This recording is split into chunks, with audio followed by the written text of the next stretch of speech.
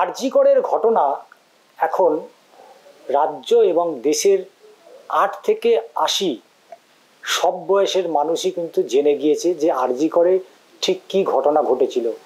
তার প্রতিবাদ রাজপথে নেমে এসেছে। আরজি কর মেডিকেল কলেজ হাসপাতালের প্রাক্তন সুপারিনটেন্ডেন্ট ডাক্তার আখতার আলী, তিনিও কলকাতা হাইকোর্টে দ্বারস্থ হয়েছেন তার বিস্তর অভিযোগ, এবং অভিযোগটা এই সাম্প্রতিক ঘটে যাওয়া ঘটনা পরিপ্রেক্ষিতে নয়, তার অভিযোগটা 2023 সাল থেকে ছিল। একাধিক গুরুত্বপূর্ণ অভিযোগ, যেখানে মেডিকেল গার্বেজ থেকে শুরু করে আনক্লেম ডেড বডি, কি কি অভিযোগ সেটাও জানবো, কেন তাকে হাইকোর্টে যেতে হলো। আপনাকে আপনার যে আবেদন, সেই আবেদনে বেশ কিছু গুরুত্বপূর্ণ অভিযোগ রয়েছে। আপনি চাইছেন মামলার তদন্তভার কেন্দ্রীয় তদন্তকারী সংস্থা ইডি, কিন্তু কেন, কি কি অভিযোগ ছিল আপনার এতে? প্রথমে আমি ওখানে ডেপুটি সুপার ছিলাম, আমি এক্স ডেপুটি সুপারিনটেন্ডেন্ট আরজি কর মেডিকেল কলেজ। আমি আসলে এই দুর্নীতির বিরুদ্ধে, যেটা ডক্টর সন্দীপ ঘোষ প্র্যাকটিস করতেন, যার মধ্যে ইনভলভ ছিলেন, বিভিন্ন দফতরে কমপ্লেন করেছিলাম। কমপ্লেন করে কোনো অ্যাকশন হয়নি।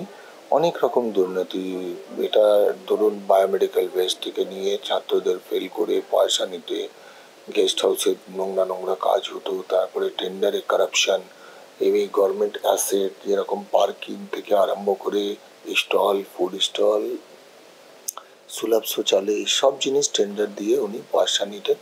আর 20% ওপেন কারাপশন ওনার রেট ছিল মার্কেটে।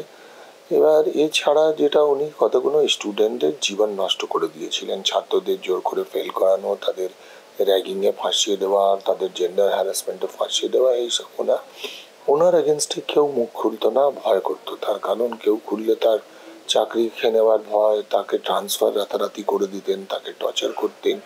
আর যে ছেলেরা ইনোসেন্ট ছিল, যে ওনার কিছু পেটুয়া ছেলে গ্রুপ ছিল, তারা ওনার জন্য এসব নোংরা কাজ, যেরকম টাকা কালেকশন করা, এবার ওদের সঙ্গে বসে গেস্ট হাউসে মদ খেতেন, ওদেরকে মদ খাওয়াতেন, ওদেরকে দিয়ে আন্দোলন করাতেন, এরকম নানা রকম অনেক অভিযোগ আমি করেছিলাম। কিন্তু খুবই আনফর্চুনেট, কোনো অ্যাকশন হয়নি।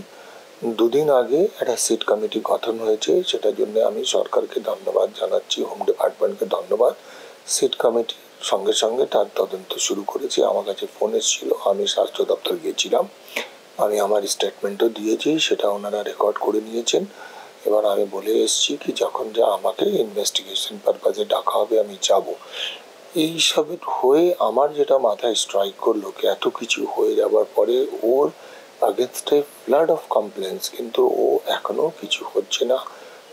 এবং এই লোকটা এত প্রভাবশালী, এই লোকটার বিরুদ্ধে ঠিক মতন তদন্ত না হলে, এই লোকটা যদি আবার চেয়ারে বসে যায়, আরো কিছু ছাত্র জীবন নষ্ট করে দেবে।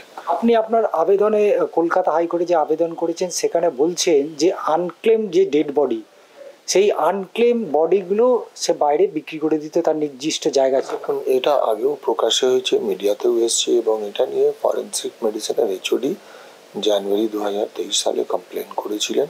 কিছু আনক্লেম তো বডি আছে, বাট 4-5টা ছিল, মানে ওয়ারিস লাল, যার মানে পেশেন্ট পার্টি অ্যাভেলেবেল ছিল।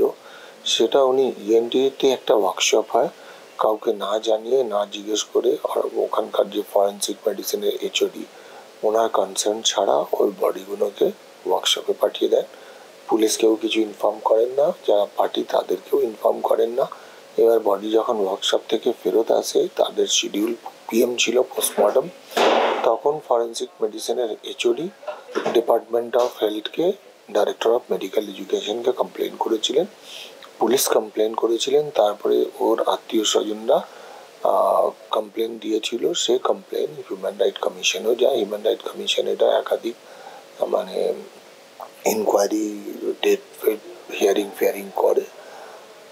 পিআইএলও একটা হাইকোর্টে হয়, কিন্তু খুবই মানে দুর্ভাগ্যজনক, আনফর্চুনেট কি ওর কোনো শাস্তি হয়নি এই কেসেও। ও এতটা প্রভাবশালী ছিল, সব জায়গা থেকে পার পেয়ে যেত। তো এটা খুবই মানে এটাকে আমার মনে খুঁটিয়ে দেখা উচিত।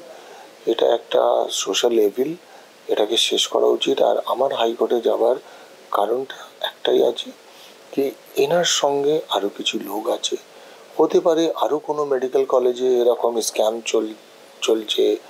তো এই পর্দা ফাঁস না করলে যাতে আরো কোনো স্টুডেন্ট ভিক্টিমাইজ না হয়, আর এই যে বায়োমেডিক্যাল ওয়েস্টে রিসাইক্লিং হচ্ছে সেটা থেকে এই সমাজের ক্ষতি না হয়, মানুষের প্রাণে ক্ষতি না হয়, এটার জন্যেই আমি চাইছি হাইস্ট লেভেল তদন্ত, যাতে ডক্টর সন্দীপ ঘোষের বিরুদ্ধে অ্যাকশন নেওয়া যায় আর ওনার সঙ্গে যারা জড়িত তাদেরকে এক্সপোজ করে শাস্তি দেওয়া। পুরো ঘটনাটাই তিনি জানালেন। এখন দেখার বিষয় আইন আদালত কতটা তাকে এই মামলায়, বিশেষ করে তার যে করা মামলা, সেই মামলায় কতটা কঠোর নির্দেশ দেবে সেটাই এখন দেখার বিষয়। ষষ্ঠী চট্টোপাধ্যায়ের প্রতিবেদন, আর প্লাস নিউজ, কলকাতা।